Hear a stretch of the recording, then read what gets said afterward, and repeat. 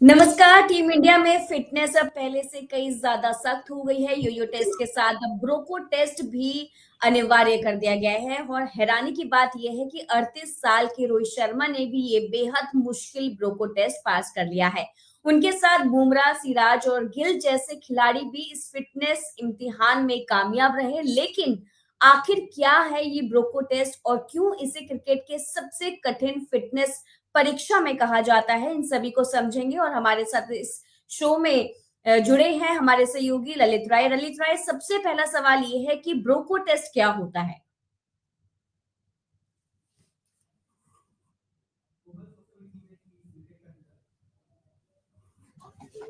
कोमल, जैसा कि आपने सवाल पूछा कि कोई भी प्लेयर जब खेल रहा होता है, चाहे वो फुटबॉल हो, चाहे बास्केटबॉल हो, चाहे कोई भी गेम हो, क्रिकेट हो, तो उसमें सबसे बड़ी चीज फिटनेस ज्यादा जरूरी है।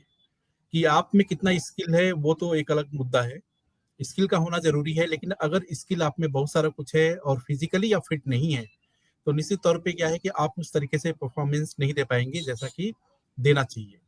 अब ये पूरा जो ब्रोंको टेस्ट और योयो टेस्ट जो है, ये दो टेस्ट है जिसको बीसीसीआई ने अब मैंडेटरी भी कर दिया है कि हर भारतीय खिलाड़ी जो कि ओडीआई का हिस्सा होगा, चाहे टेस्ट का हिस्सा होगा, उसको इस फिजिकल फिटनेस टेस्ट से गुजरना होगा। और यदि वो उसमें कामयाब नहीं होता है तो उसका बने रहना, टीम इंडिया में बने रहना जो है मुश्किल होगा। अब सबसे बड़ी बात है कि अभी वैसे तो 7 खिलाड़ी ब्रोंको टेस्ट को जो है वो क्वालिफाई किए हैं। विराट कोहली अभी उसका हिस्सा नहीं बने हैं क्योंकि वो लंदन में है। अभी जो खबर आई कि पीटीआई के हिसाब से कि रोहित शर्मा ने फिजिकल टेस्ट को मतलब पास किया, ब्रोंको टेस्ट को पास किया, और शुभमन गिल ने भी। सबसे बड़ी बात है कि जो चर्चा हो रही थी कि 7 खिलाड़ियों ने इस ब्रोंको टेस्ट को पास किया, क्वालिफाई किया, लेकिन जो सबसे ज्यादा चर्चा है वो रोहित शर्मा को लेकर के है। क्योंकि रोहित शर्मा की फिटनेस को लेकर के आप देखेंगे कि जब ऑस्ट्रेलिया में ये टेस्ट मैच चल रहा था, तभी ये सवाल उठे थे, और उसके बाद ये सवाल अनवरत चलता रहा। उसके बाद उन्होंने टेस्ट क्रिकेट से जो है वो सन्यासी ले लिया। अब ब्रोंको टेस्ट की बात है। ब्रोंको टेस्ट बेसिकली क्या है कि इसमें आप ऐसे समझ लीजिए कि जैसे कि कोई भी सामान्य काम आपको करना है, लेकिन अब मैं उसमें आपको रेस्ट नहीं दूं। मतलब एक टास्क दिया कि भाई आपको 15 मिनट के अंदर एक टास्क को कंप्लीट करना है, लेकिन आपके पास ब्रेक का उस दौरान उन 15 मिनट में रेस्ट की कोई सुविधा नहीं है।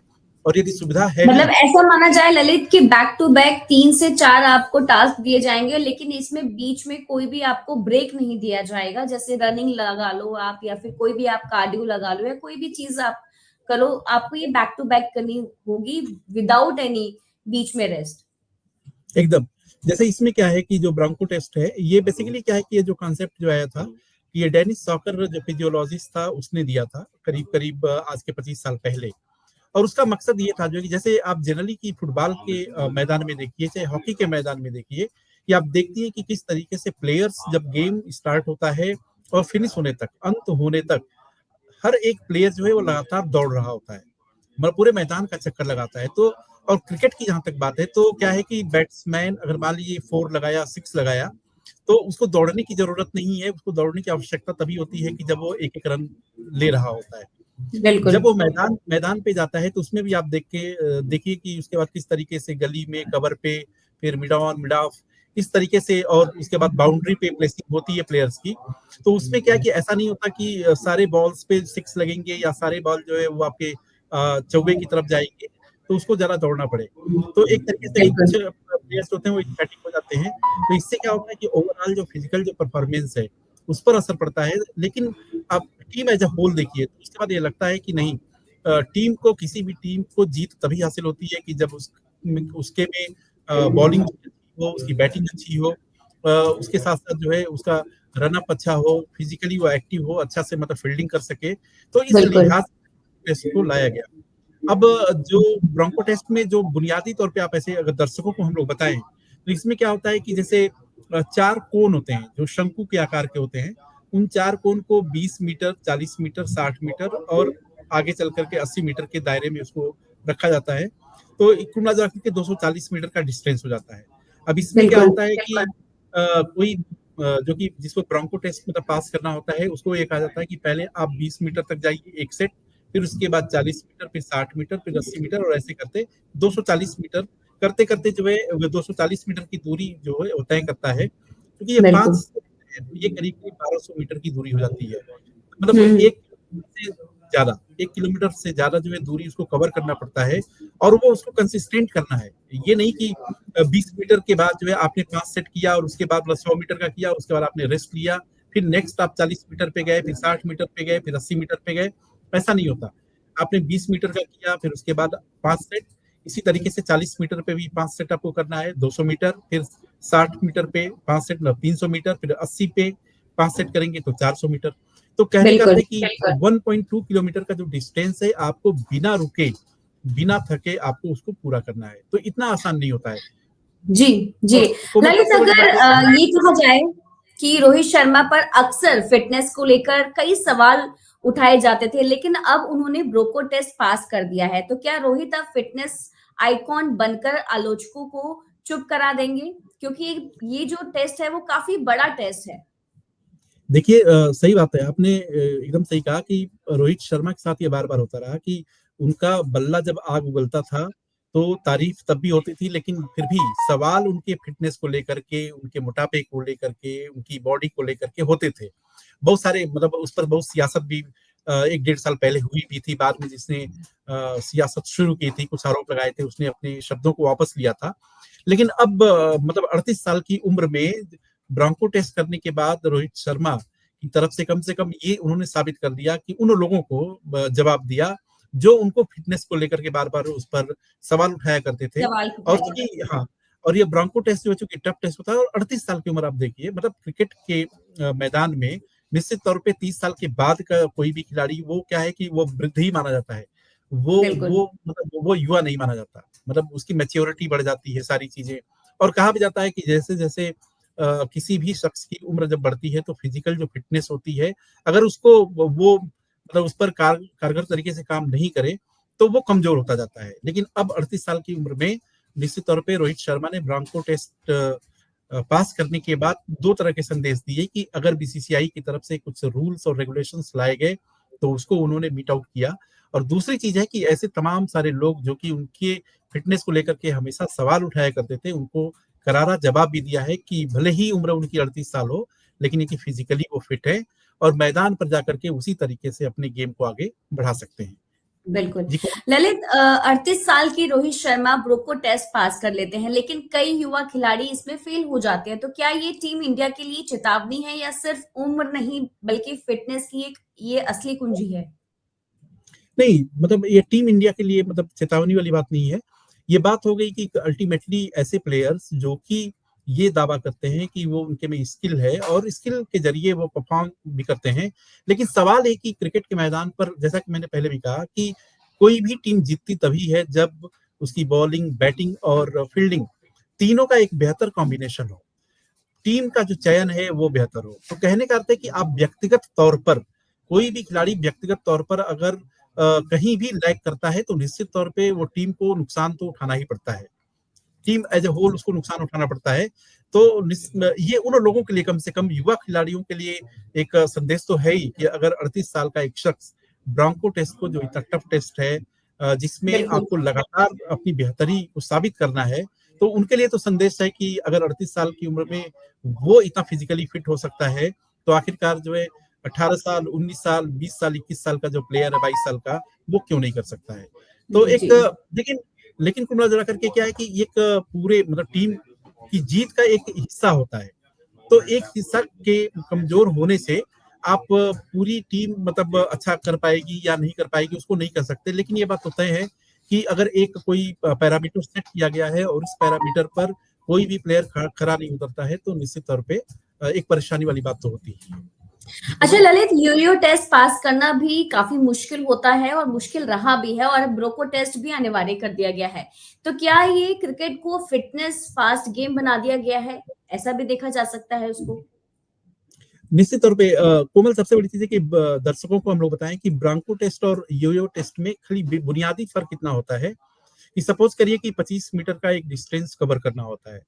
तो जहाँ से स्टार्ट लाइन और फिनिशिंग लाइन होती है, उसके जस्ट 5 मिनट पहले मतलब 5 मीटर पहले प्लेयर को वॉक कराया जाता है, उस स्टार्ट लाइन पे जाने पे। तो मतलब 5 मीटर से वॉक करता है और उसके बाद 20 मीटर की दूरी को वो तय करता है। इसमें सब तरीका वही सारा चीज है, लेकिन इसमें थोड़ी सी सुविधा ये देते हैं कि बीच बीच में थोड़ी सी रेस्ट दे देते हैं। सिर्फ इतना ही होता है कि ब्रोंको इसलिए टफ हो जाता है कि उसमें आपको 1.2 किलोमीटर की जो दूरी है लगातार बिना रुके बिना थके आपको करना है। यहाँ पे थोड़ी सी राहत ये मिल जाती है कि आप थोड़ी बहुत आराम कर सकते हैं, लेकिन ये भी मतलब आसान नहीं होता है, टेढ़ा होता है।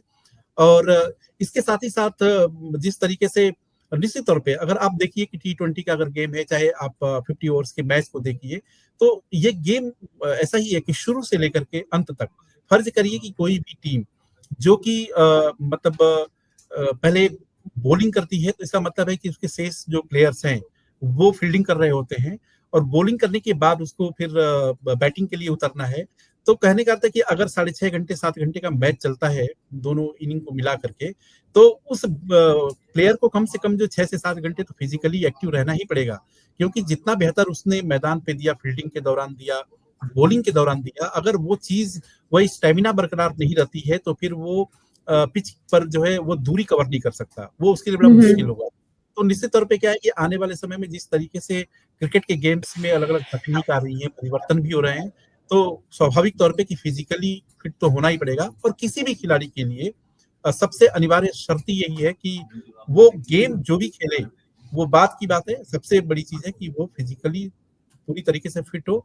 अगर वो फिजिकली अनफिट होता है तो निश्चित तौर पे कोई भी टीम उसको मतलब एटलीस्ट उसको एंटरटेन नहीं कर सकती। बिल्कुल।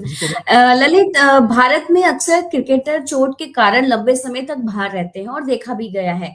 तो क्या ब्रोको टेस्ट में चोटों में कमी आएगी या फिर उल्टा खिलाड़ियों पर और ज्यादा दबाव बनता हुआ नजर आएगा? क्योंकि ये टेस्ट तो बहुत टफ होता है, ब्रोको टेस्ट की अगर हम जो बात कर रहे हैं, तो क्या उन पे दबाव बनता हुआ नजर आएगा या फिर जो इंजरी से क्या कहते हैं चोटिल होते हुए नजर आते हैं उसमें कमी नजर आएगी? नहीं कोमल, सबसे बड़ी चीज है कि जैसे कोई भी अगर एग्जाम देने के लिए कोई जाता है, तो वो ये नहीं कह सकता ना कि पेपर जो है टफ मत बनाना, पेपर इजी बनाना, वो ये नहीं कह सकता। तो सीधी सी बात है कि वो तो जो स्टूडेंट है उसको ही पढ़ना है, उसको पढ़ेगा चाहे पेपर टफ आए चाहे इजी आए, अगर वो अच्छा से पढ़ता है तो प्रॉब्लम्स को सॉल्व करता है, अदरवाइज नहीं कर पाता।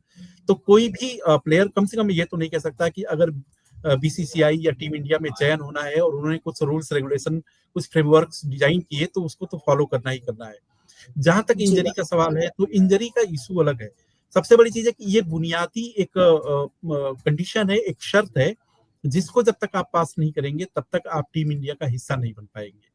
तो कहने का अर्थ है कि आप जितना भी बेहतरी के साथ स्किल्ड हो, चाहे बैटिंग में चाहे बॉलिंग में, चाहे आप ऑलराउंडर हो, तो कम से कम आपको ये साबित तो करना ही होगा कि मैं फिजिकली फिट हूँ।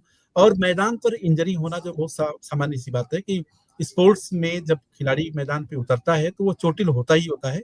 तो इस टेस्ट का चोटिल होने या ना होने से कोई रिलेशन नहीं है। लेकिन एक चीज तो तय है कि जैसे मान लीजिए कि कोई बच्चा हो जो पहले से ही कमजोर हो, और उसको थोड़ा सा एडवर्स कंडीशन में आप डालिए तो और कमजोर हो जाता है। और एक जो है थोड़ा सा मजबूत बच्चा हो, उसको एडवर्स कंडीशन में डालिए तो वो उसको कोप अप करता है। तो बात वही हो गई कि जो ब्रोंको टेस्ट को पास करेगा चाहे योयो को करेगा, तो कम से कम वो फिजिकली साउंड है। तो इंजरी तो हो सकती है, लेकिन ये है कि इंजरी से फिर उसकी रिकवरी के चांसेस भी ज्यादा होते हैं। और दूसरी चीज है कि बार बार आप इतने बड़े टेस्ट को जब आप पास करते हैं, तो उस तरीके की आप तैयारी करते हैं। जब उस तरह की तैयारी करते हैं तो फिर एहतियात भी बरतते हैं। तो स्वाभाविक तौर पे है कि इंजरी थोड़ी बहुत हो मतलब कम हो सकती है, लेकिन खेल के मैदान पर इंजरी और खेल दोनों का आपस में एक ऐसा रिश्ता है जो आप उसको एक दूसरे से अलग कर ही नहीं सकते। खेलेंगे तो आपको चोट लगेगी। जी कोमल। बिल्कुल, तो इस चर्चा में बस इतना ही। बाकी छोटी सी छोटी और बड़ी सी बड़ी अपडेट्स के लिए आप हमारे चैनल यानी कि द फेडरल देश को लाइक करें, सब्सक्राइब करें और शेयर करें। और ललित जी, आपका बहुत बहुत धन्यवाद इस शो में आने का, और नमस्कार।